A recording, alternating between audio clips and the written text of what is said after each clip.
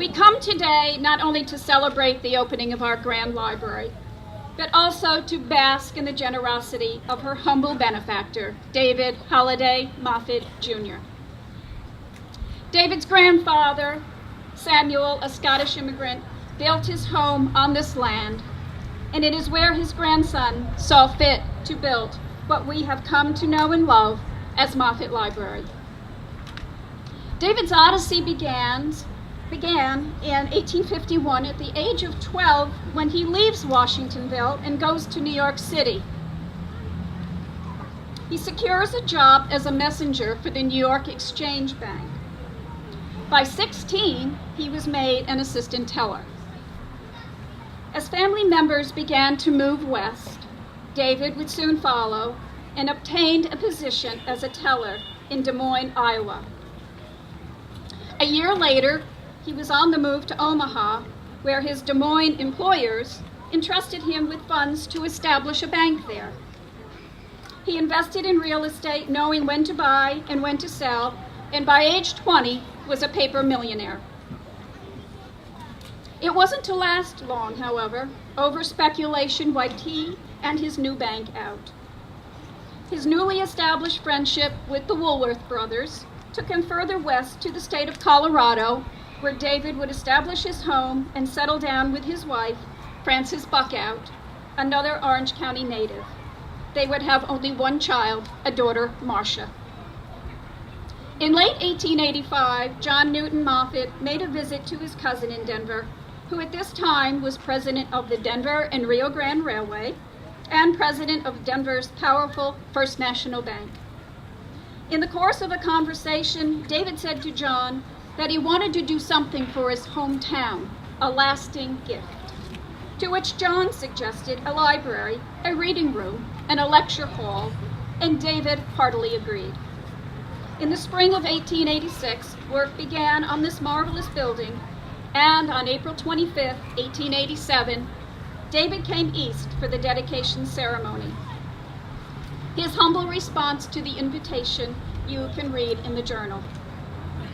David was driven to provide railroad access through the Rocky Mountains to the Pacific coast, a dream that he ultimately would not see to completion, and one that would cost him nearly $14 million. He was in New York City seeking more financial backing when he died suddenly in 1911. His railroad and his tunnel, which carries his name, would be completed in 1947 by the state of Colorado. In the Tuesday, March 29, 1921 edition of a local newspaper, it was noted, "A recent issue of the Denver Post contains views of the grave of David Moffat in Fairmount Cemetery in Denver. A small stone marks the grave, merely a marker as it appears in contrast with handsome monuments abound. Yet David Moffat is called Colorado's empire builder." The Post, in commenting on his obscure grave, states, "He, of all those who are at rest nearby, staked his fortune and lost to make his dream come true, that present and future generations might find Colorado the happiest place in which to live. And yet one comes upon his grave by accident." Here in Washingtonville Cemetery and at Bethlehem Cemetery, a few miles away, generations of the Moffat family lie asleep, the kinfolk of David Moffat. We hoped he might be buried here in one of the Moffat plots, but his body was taken from New York City, where he died, March 18, 1911, to his home in Denver for burial. It lay in state in the Capitol building while thousands of people marched by a block of granite, 24 inches long, 12 inches high, with his name and date. Here in this village, on the site of his birthplace, he erected a library and hall. No one will ever know what the building with its beautiful stained glass windows cost. No one could ever estimate what the building has meant to this township. While it stands, David Moffat has a noble monument. We too have been negligent, for the scroll on one of the windows reserved for the date of David Moffat's death is still unfinished. The memorial windows contain the name of his parents, brothers, and sisters. Across the street from the library, the old homestead where David Moffat was born still stands, where it was moved to prepare the site for the library. The home of John Y. Giroux was also a Moffat homestead, and there David Moffat once lived. He attended Blooming Grove Church and sang in the choir, and a few years before his death, presented to the church its splendid organ, his memorial to the historical old church he loved. These are memorials of our David Moffat, who became one of the pioneers of the West. This was the home he loved and remembered so generously, and where he can never be forgotten. Today we honor another humble gentleman, a true library champion, lover of local history, and my very dear friend, Anthony J. Knipp, better known simply as Tony.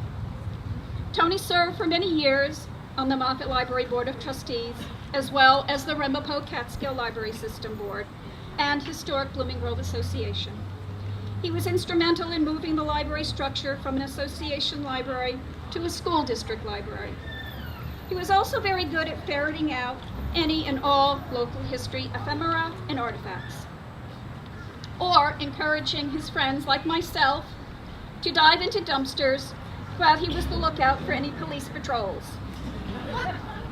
Because of his tenacity, his convincing attitude, and in many cases, his own wallet, we are enriched with a wonderful history collection that will now be on display in what will always be known as the Anthony J. Knipp Local History Room. Present today is a contingent of the Daughters of the American Revolution, members of the Quasay chapter. They have generously made a donation of genealogy books to be housed in the Anthony J. Knipp Local History Room. I would ask the ladies to please stand and accept our gratitude for this wonderful gift.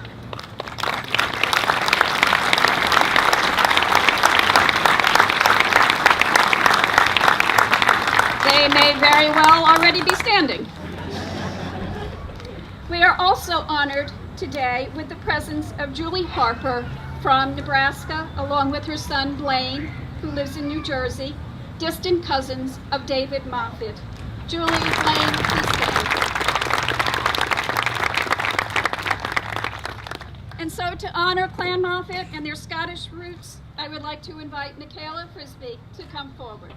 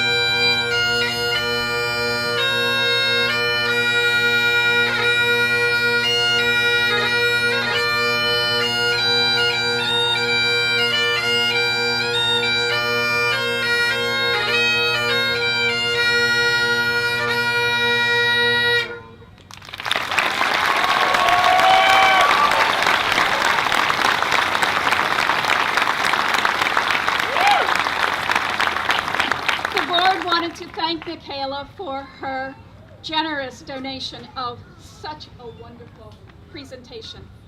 And so I present to you Modern Moffat Tartan.